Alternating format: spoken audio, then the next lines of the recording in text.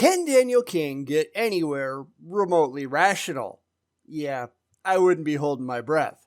The religious tend to go completely off the rails when it comes to trying to defend their ridiculous beliefs, and King is no exception. He's not the worst at it, sadly, but I'd say he's definitely in the bottom half overall. But none of them are really very good at this, are they? So, let's get started.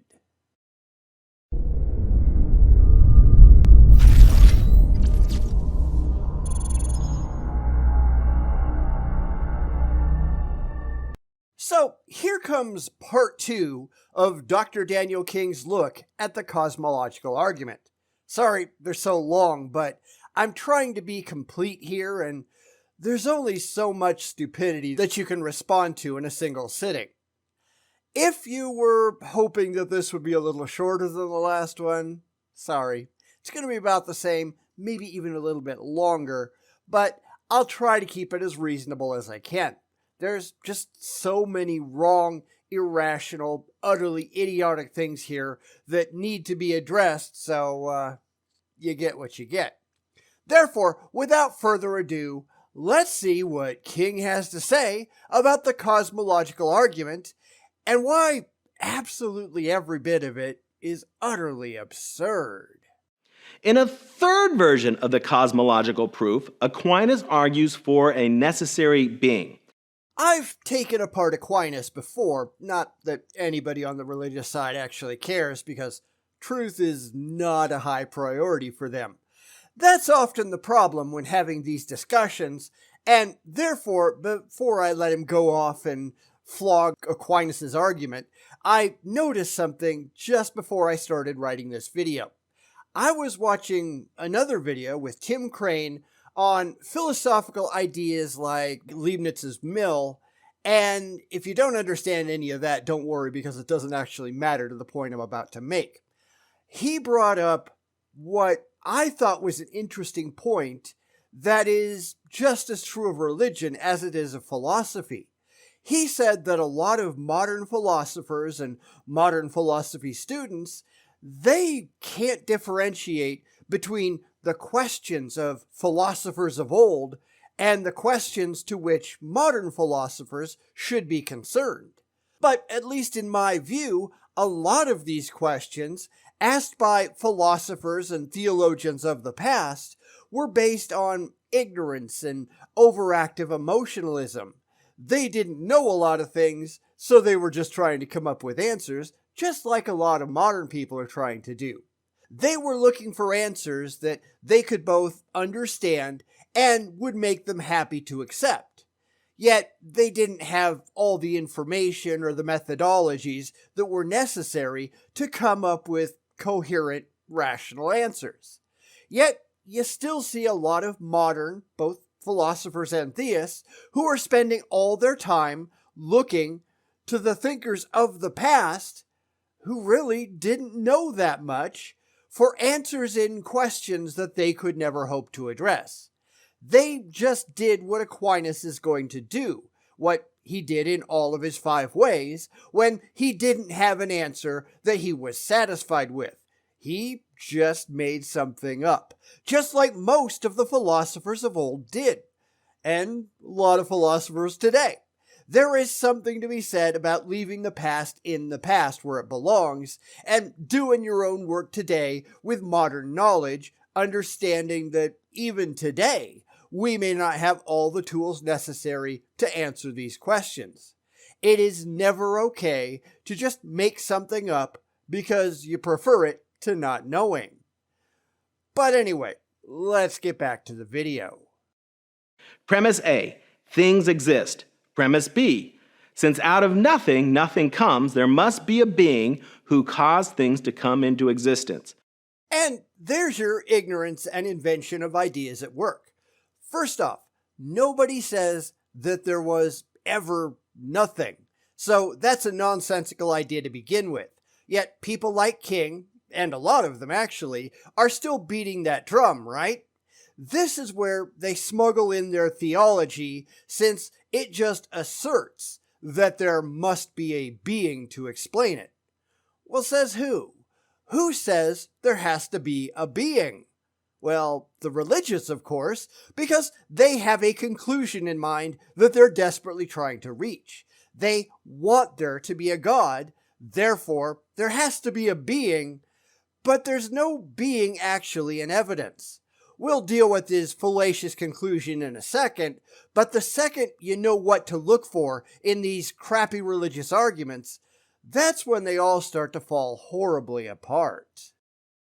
Conclusion: therefore, this necessary being called God exists. Says who? There is so much here that needs to be unpacked that the religious never ever talk about. First off, who says it's a necessary being?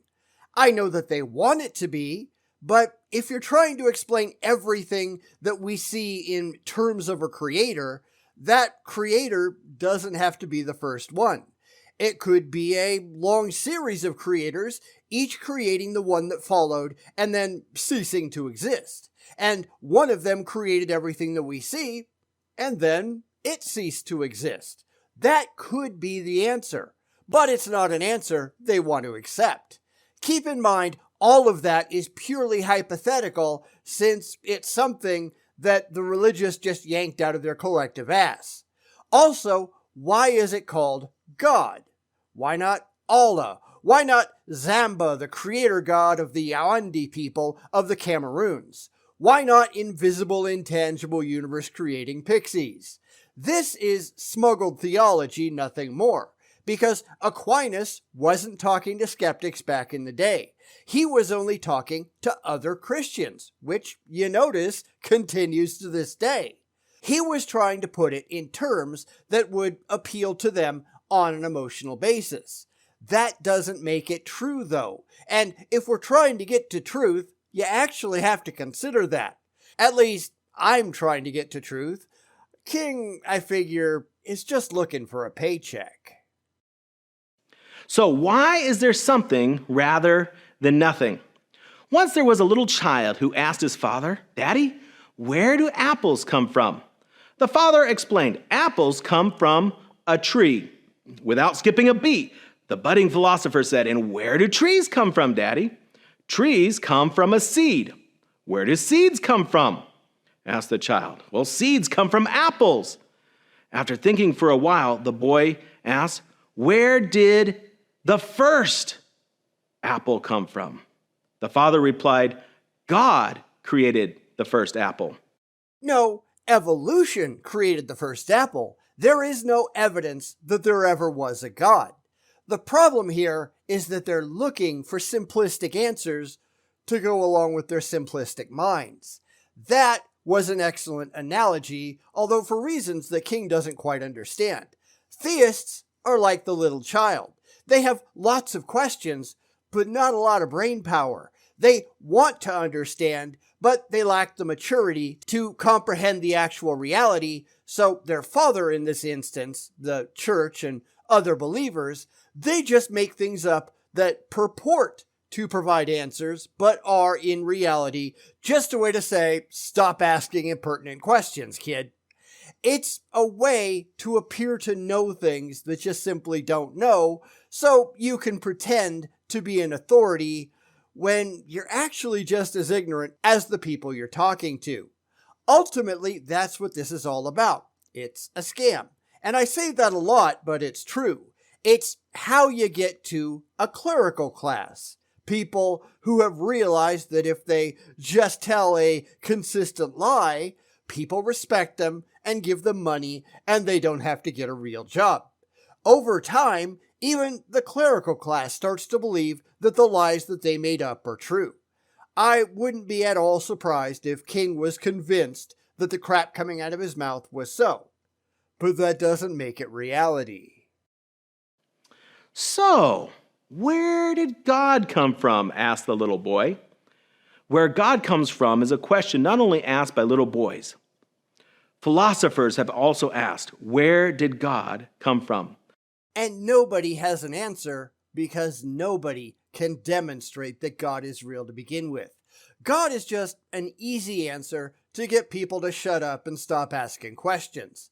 But Human curiosity is a bitch, isn't it?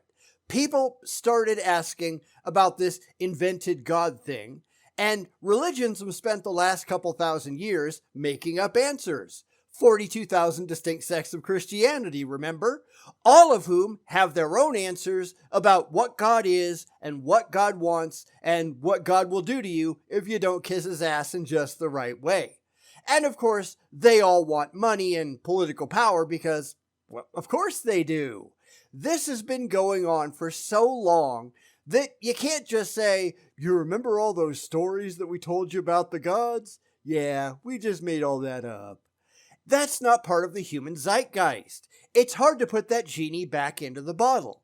Luckily, people are starting to figure it out for themselves, but religion and religious shysters, they're fighting back the whole way because they don't want to lose their gravy train.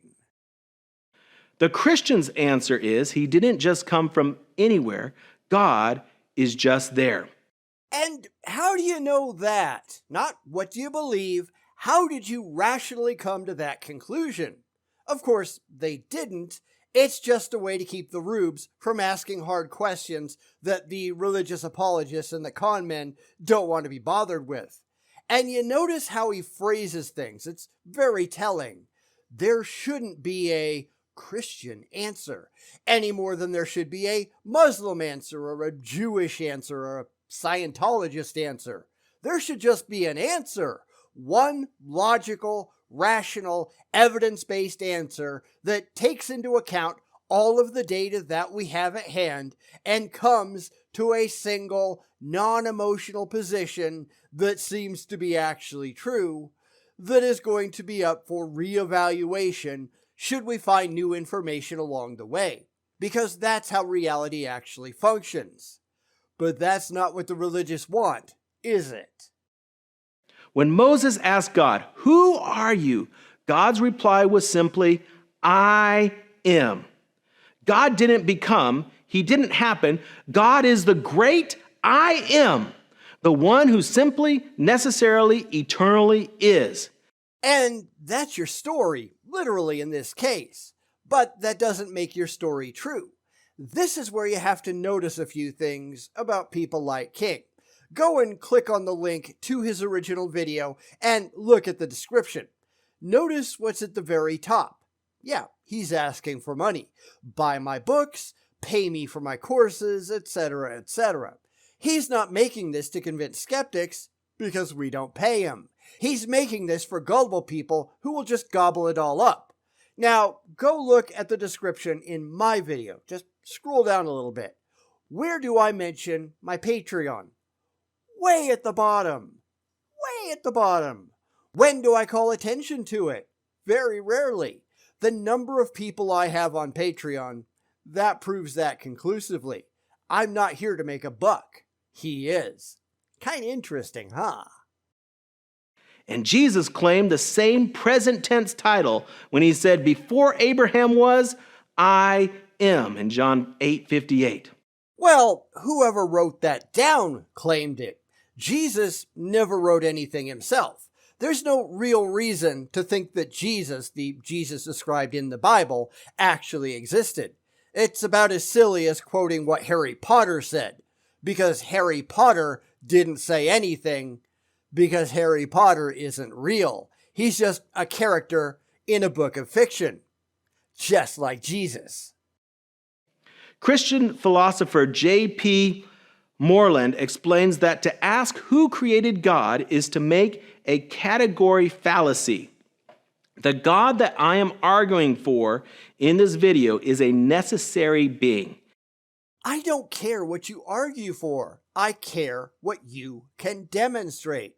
J.P. Moreland isn't anything to be proud of, sorry. You can't just demand that there is a necessary being without evidence to back it up, and you certainly can't just stamp the God label on it without demonstrating that your God actually exists.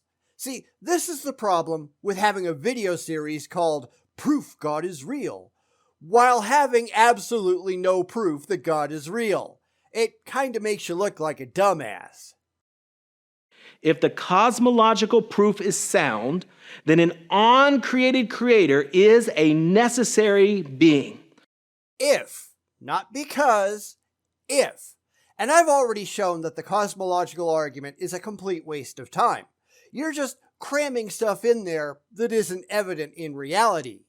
Why? Because he really likes the idea, and the more that he talks about the idea, the bigger his bank account gets. Now, I get people asking why I keep bringing that up, but it is important. Even the crazy street preacher on the soapbox has a can for donations. And you might say that no, nobody ought to have to work for free. I agree with that, which is why this isn't work. When I do it, it's a public service. If people want to support me, that's great. Fine, I'm very thankful. But I'm not passing around a collection plate, am I? If you support the work that I'm doing, fantastic. I'm glad you enjoy it. If you want to throw a couple of bucks my way, okay, fantastic. I like that. In fact, here, whatever you want. There you go. No pressure at all. If you want to donate, go ahead. If you don't, don't. If you just want to watch the videos, great. Give me a thumbs up. Tell people about the channel. Spread the word. Anybody new isn't going to get pressured either. You're not going to see me strutting on stage going, "Look how great I am." Because that's just stupid. I'm not arguing for a finite being like a unicorn that could be created. I'm arguing for a necessary first cause. By definition, a necessary first cause cannot not exist. I could just make up a unicorn that is a necessary being. The invisible pink unicorn that farts rainbows cannot not exist. How does that make it any less real than your imaginary friend? Because this is really a problem whether he wants to acknowledge it or not. I really want this thing to be real. Yeah, okay, so what? That doesn't make it real, and that's all that really matters. I don't care what you're describing if that thing isn't demonstrably so.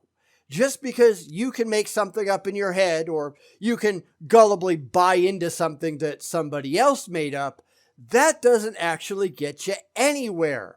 But I like it. Well, who cares? That's childish. It really is. So what do atheists say?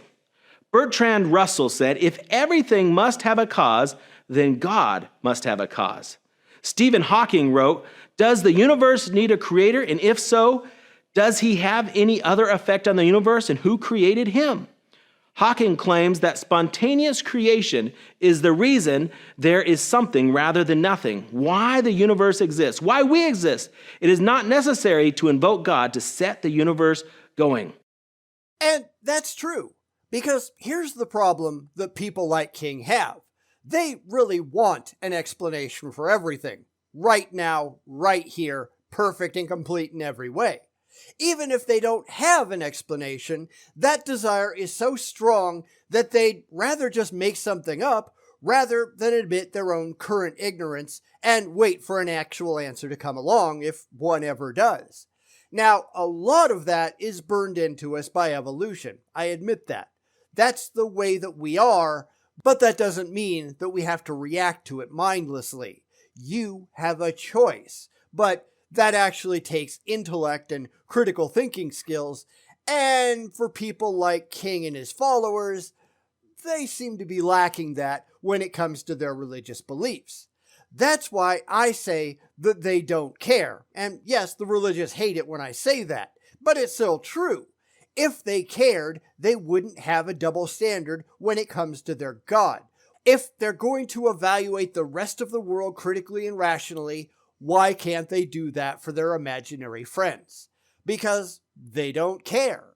You don't just get to the curb and assume that there could be phantom cars coming and just remain there frozen in fear because you might get hit. You look both ways and then you cross safely. And nobody's ever been hit by a phantom car yet. So why are you envisioning this imaginary thing in your head that you have no evidence for whatsoever? Because it makes them feel good. And because they don't care if it's really there. It's as simple as that. And so if you ask an atheist what caused the universe, he'll likely say the Big Bang. But if you ask what caused the Big Bang, he might reply, it just happened. I honestly don't know of anyone who would say that. They might say that they don't know, which is actually the answer, because we don't know. We might never know. Not knowing is not a license to make something up because you're uncomfortable in your own ignorance. The one thing that we don't do is just make shit up, because that's a delusional thing to do. So why do the religious do it so often? That's a question I'd really like King to answer. For the atheist, everything ultimately comes from nothing. No, that's something that the people on your side just made up. And I ran into this in a video a couple days ago where somebody, I have no idea of their religious inclination, but they made a similar argument about eternity. Well, there is no eternity in the real world. But there has to be, they said, because something must have always been happening. Nope, sorry, but in the absence of time, there's no time. You don't have an always. Our particular frame of reference requires time, and there wasn't time, at least if what physics says is true. We can't even imagine the state that the, whatever it was in. The religious are doing the exact same thing.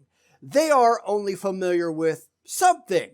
There's always been something, and the absence of something is nothing, but there's not actually any such thing as nothing, just as there's no such thing as an eternity. It's a concept in your head that doesn't reflect the actual state of reality. There's never been nothing. There's always been quantum fluctuations in a vacuum or something like that, but that's not nothing, that's something. But these are logical ideas that go right over the head of the religious, because they're really not that smart, are they? Atheists criticize Christians for believing in a magical being who created everything. But it is surely more absurd to believe that everything came from nothing. From nothing, nothing comes. Then it's a good thing we don't believe that then, huh? Imagine a magician who pulls a rabbit out of a hat. A young child might think the rabbit appears from nowhere, but an adult knows that a rabbit does not just materialize from thin air. And in this case, the religious are the child. Thank you for stumbling right into that trap, Dr. King. I really appreciate it. Because we, the adults in this analogy, we don't think that. That's stupid. But that's the only frame of reference that the ignorant theists have. Therefore, they spout it from the mountaintops, even though it makes them look horribly stupid and ignorant. Mostly, that's because that's what they are. But this is exactly what the atheist is asking people to believe about the existence of the universe. The atheist is proposing that the universe popped into existence by magic. But not just any kind of magic. This is magic without a magician.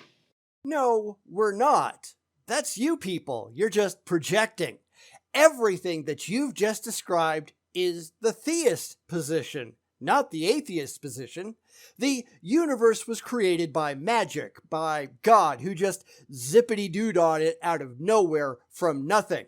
I mean, have you actually read your Bible? That's your story, not ours. But, of course, he doesn't care, does he? Because he's talking to people who also don't care. People who don't have a clue. They're just running off just so stories because it gives them an emotional woody to think that they're special, even though they're not.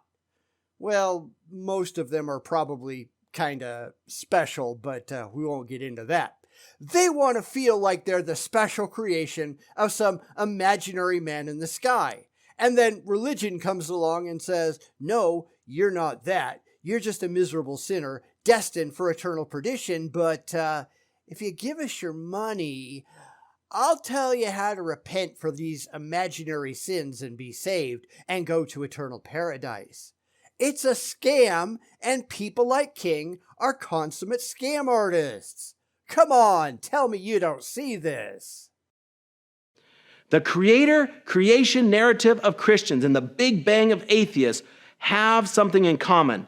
They both require faith to be believed. No, they don't. We have evidence. Cosmic background radiation, the demonstrable expansion of space, the abundance of primordial elements and gas clouds, the evolution of stars and galaxies. The list goes on and on and on and on. What do the religious have? Nothing! Nothing at all. You have wishful thinking and childish fifis. That's it.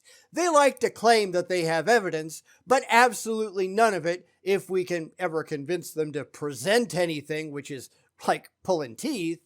But none of it stands up to any kind of critical scrutiny. Stapling, therefore God, onto it doesn't make it evidence.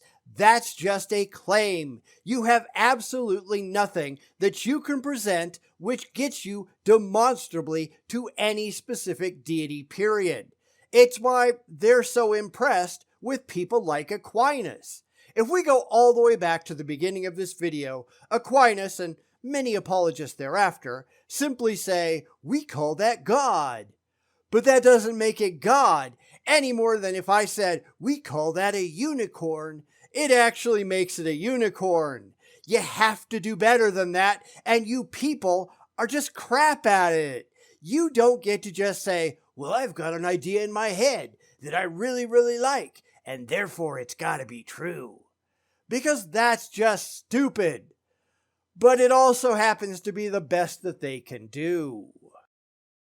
It requires faith to believe that everything came from nothing, that order comes from chaos, that life appeared from non-living matter, and that consciousness appeared from non-consciousness.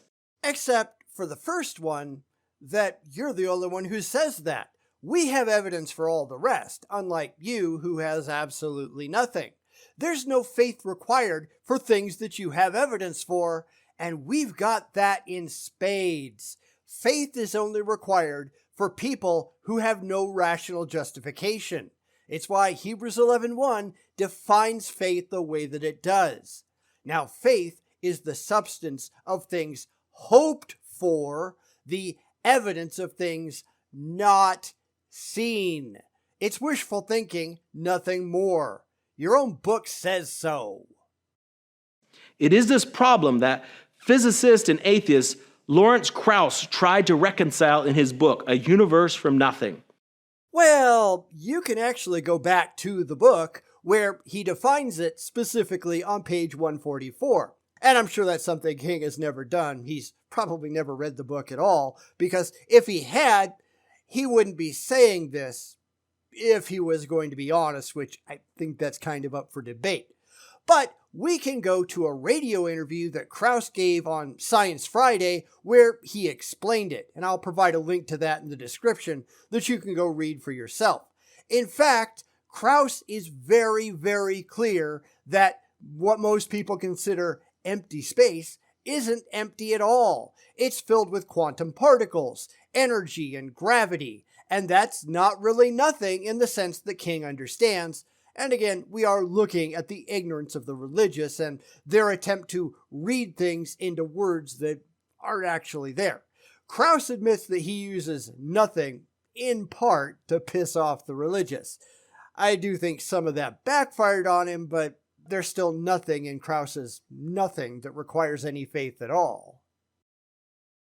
To the question of how did something come from nothing, he answers by redefining the word nothing to mean something. Because nothing, in the context that you want it to mean, isn't real. This is just more, it seems to me, nonsense. Reality isn't what you can fit into your tiny little mind. This is what makes people like King look so dumb. Mostly because they are, or if they do understand it, it just makes them dishonest. I mean, dumb or dishonest. Pick one. He does not know exactly what that nothing something is, but he hopes that someday science might figure it out. Ironically, Krauss should have titled his book A Universe from Something. When it comes to answering the question of why there is something rather than nothing, there are only two options. Nope, that's a false dichotomy. There are multiple options, which I'm sure I'll have to describe some of them in a second, but this is another fallacy on King's plate because what would he do if he didn't have a constant supply of logical fallacies to choose from? But let's see where he goes. First option is that everything exists because of some inexplicable accident. Or the second option is that everything exists because a creator caused it to exist. Or it came about through the natural functioning of natural processes. Or here's a good one, we don't know. Because those are things that he doesn't want to consider. He throws accident in there just to make it all seem like it was a mistake because he wants to feel special. But he's not. We're here because the universe and the form that the universe wound up taking allowed us to evolve on this planet in the form that we're in. That's it. If you want to consider that some kind of cosmic accident, fine, go ahead. It's still what happened, and your feelings don't matter. The evidence is what matters, and you don't have a particularly good grasp on that, nor do I think it actually matters to you one bit. The evolutionist says that from absolutely nothing, prompted by nothing, and for no particular purpose or reason, that suddenly everything came into existence.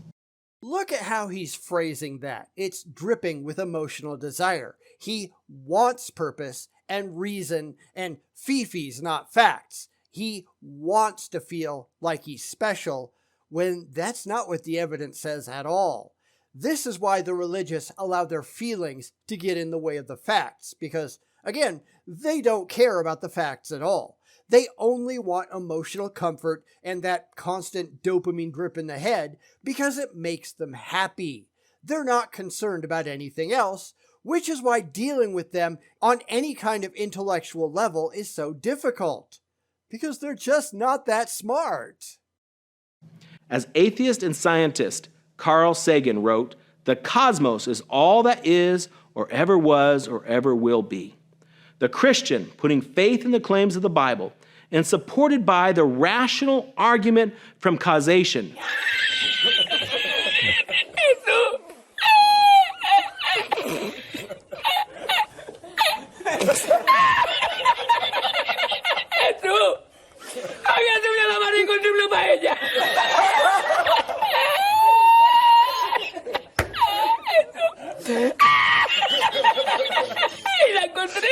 knows that there is an eternal creator who created everything for a specific purpose. Genesis 1, verse 3, it says, God said, "Let there be." Then verse 31 says, "And there was." And that's what it says in your stupid book that we have no rational reason to take seriously. So that's this video down. That was kind of sad, wasn't it? Now, let's be really honest here. If King was honest, we don't think he is, but if he was, if he watched this video, and I will make sure I post it over on his channel, but if he watched this video, he would have no choice at all but to take his own video down in shame. Anybody think that's what he will do? Let me know in the comments. Let's start a poll. Because I think it's pretty obvious he's a con man who's just trying to make a buck off of stupid people who buy into this. Now, I did go over to King's channel on this video, and I said something about just how terrible the cosmological argument was. That's why so many have moved over to the Kalam, because it's so simple to rip this one apart. And he seemed confident that his next video was about the Kalam, and that would impress me. So we'll have to see on that. Unfortunately, the Kalam doesn't get the theist anywhere at all, since it doesn't even mention God anywhere in the premises or the conclusion, but we will point that out once we get there, won't we? If this was supposed to be a credible proof for God, he didn't get anywhere remotely close. Everything he said was either factually incorrect, ignorant, or fallacious, which really isn't that much of a surprise, is it? But what do you think? Let me know in the comments below whether King impressed you or not.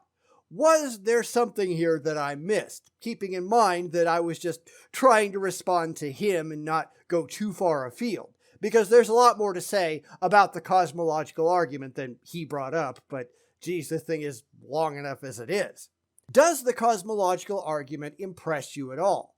Because I'd really like to find people who understand all of the problems that I've outlined and still think it gets anywhere useful without relying entirely on your fees.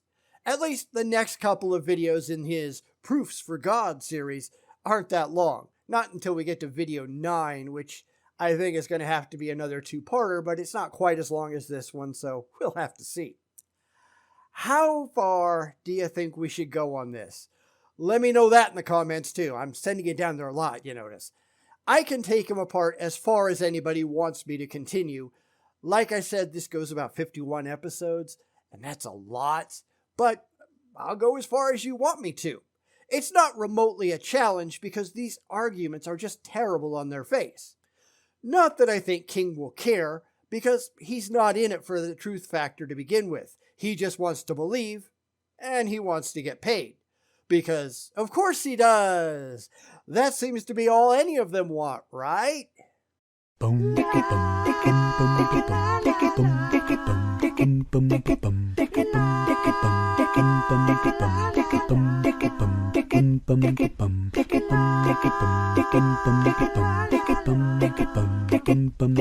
boom.